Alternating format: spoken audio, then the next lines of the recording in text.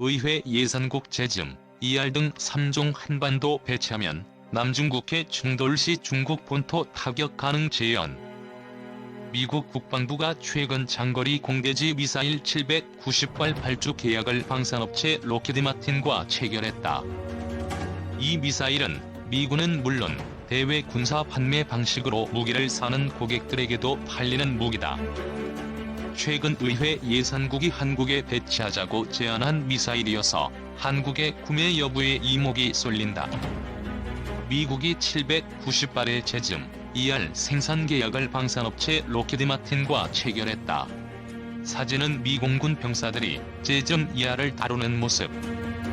미국 국방부는 지난 1일 로키드 마틴에 8억 1,820만 달러 규모의 합동공대지 장거리 미사일 사거리 연장형 생산 계약을 부여했다고 밝혔다.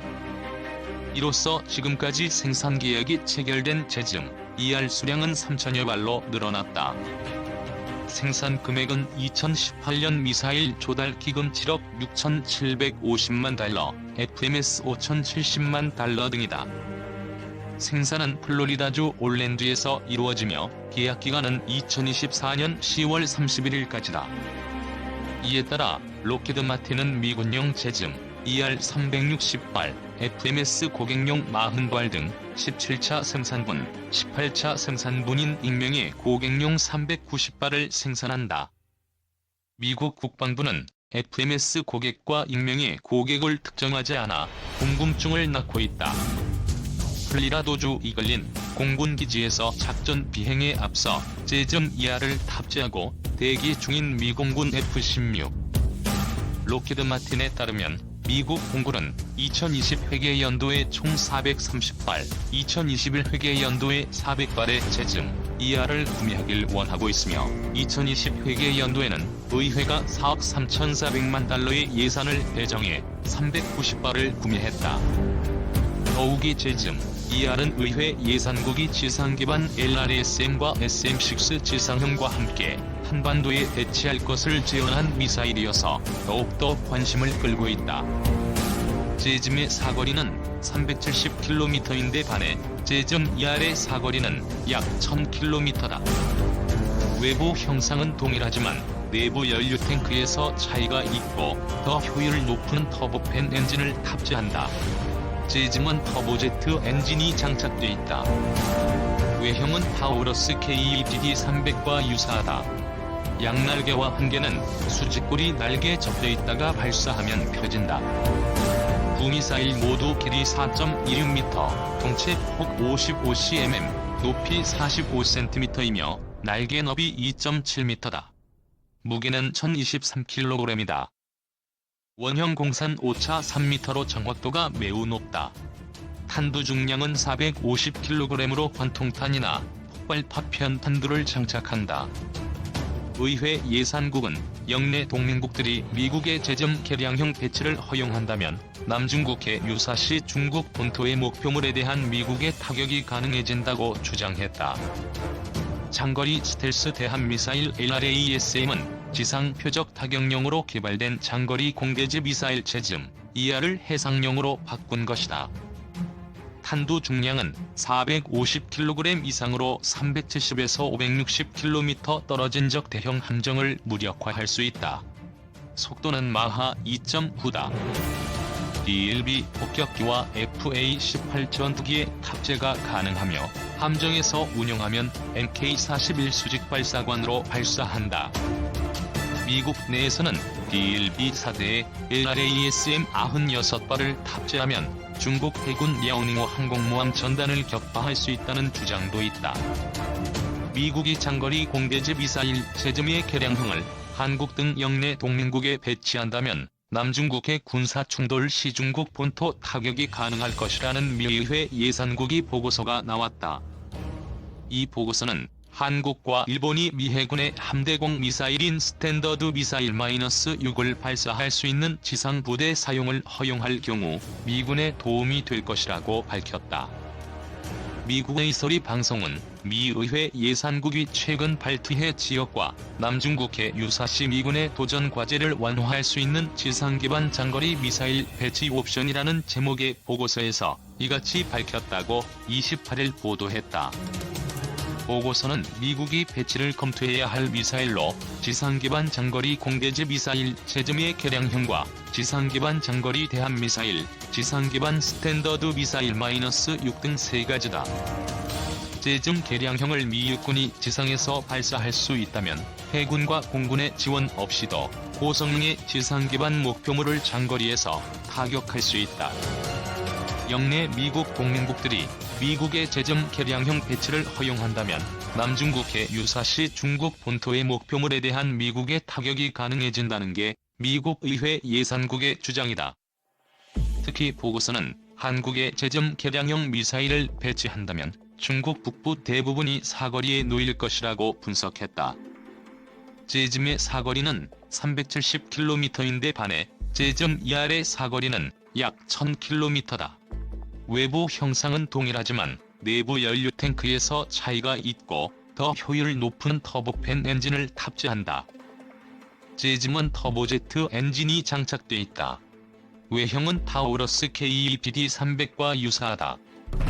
두 미사일 모두 길이 4.26m, 동체 폭 55cm, 높이 45cm이며 날개 너비 2.7m다.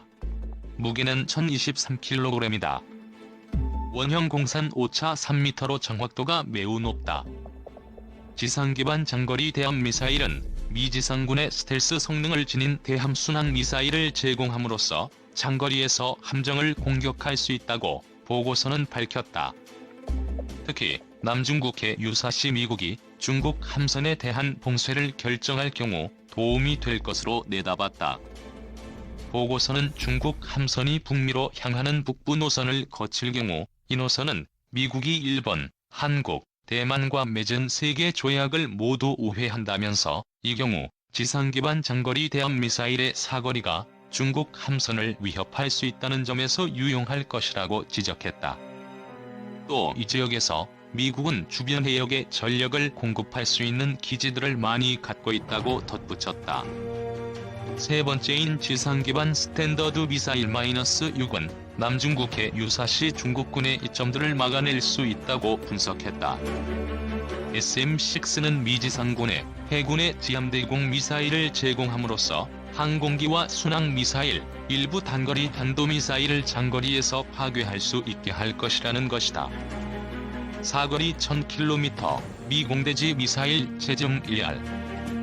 미국의 대표적인 방산 기업인 록히드 마틴은 보도 자료를 통해서 이 회사가 개발 중인 AGM-158 제즘의 사정거리 연장형인 제즘 ER의 완전 양산이 미 공군에 의해 승인되었다고 발표했다. 제즘은 미 공군을 위한 장거리 공격 수단으로 1995년부터 개발되었다. 그러나 개발 중 몇 가지 문제점으로 우여곡절을 겪었기 때문에 2009년에야 본격 양산과 배치에 들어갈 수 있었다. 이 미사일은 1021kg의 중량의 450kg의 탄두를 탑재한 순항 미사일로 그 사정 거리는 370km에 이른다. 길이는 4.27m의 날개를 펼쳤을 때 폭 2.4m 정도 되는 대형 공대지 미사일로 F-15일, F-16, FA-18, FA-18EF, F-35, B-1B, B-1, B-52 등 미 공군의 다양한 군용기에 탑재할 수 있다. 우리에게 제즘이 친숙한 이유는 우리 공군 역시 이를 도입하려고 시도한 적이 있었기 때문이다. 공군의 차기 장거리 공대지 유도탄 사업에서 가장 유력한 후보는 바로 제즘이었다. 하지만 미국이 수출 승인을 해주지 않는 가운데 독일과 스웨덴의 합작 기업인 타우러스 시스템즈가 타우러스 미사일을 유리한 조건에 판매하기로 해 결국 우리 공군의 장거리 공대지 유도탄 사업의 승자는 타우러스가 되었다. 타우러스는 1400kg급으로 제즘보다 더 대형이며 사정거리도 500km에 달한다.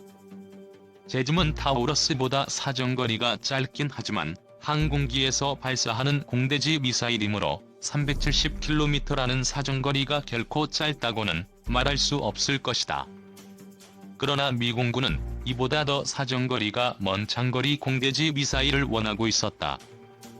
미 공군의 요구는 최소한 575마일 밖에서 발사해서 적을 공격할 수 있는 세미 스텔스 미사일로 매우 작은 목표도 아주 정밀하게 타격할 수 있는 무기였다.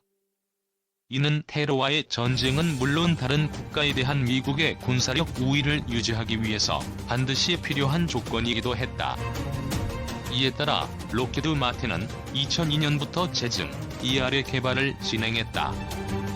제즘 ER은 기존의 제즘과 하드웨어의 70%를 공유하고 소프트웨어의 95%를 공유하면서 사정거리를 2배 이상 증가시키는 상당히 어려운 목표를 달성해야 했다.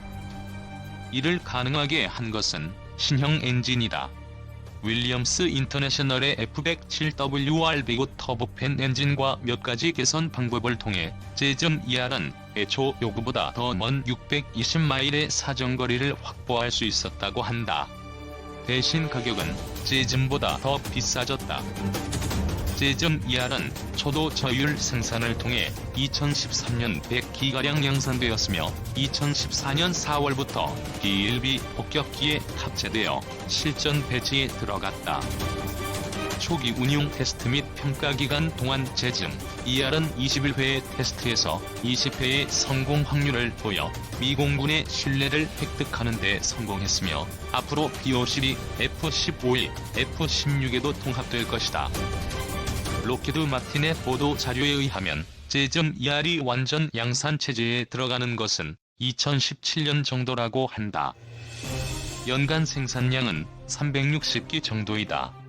미 공군이 구매를 계획한 수량은 제즘과 제즘, ER을 합쳐 4,900기 가량인데 향후 안보 상황과 전쟁 수행 등에 의해서 추가 구매 여부가 결정될 것으로 보인다.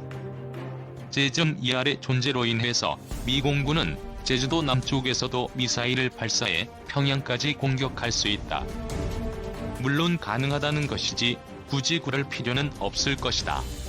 유사시 한반도에서는 제즘만으로도 충분한 안전거리를 확보한 상태에서 정밀 타격을 할 수 있기 때문이다. 그러나 미국이 가까운 위치에 공군 기지를 확보하기 힘든 분쟁 국가에서는 매우 유용하게 사용될 수도 있다. 제즘 ER은 전 세계의 모든 지역을 언제든지 정밀 타격하려는 미 공군에게 매우 든든한 존재지만 미국에 반대하는 국가와 단체에게는 매우 성가신 존재가 될 것이다. 한국의 경우 이미 북한을 억제하기 위해서 충분한 사정거리를 지닌 타우러스 미사일을 도입한 상태로 한동안 추가 장거리 공대지 유도탄을 도입할 가능성은 떨어진다. 하지만 급변하는 미래 안보 환경에 대응하기 위해서 언젠가 더 장거리 타격이 가능한 미사일 도입이 필요할 수도 있을 것이다.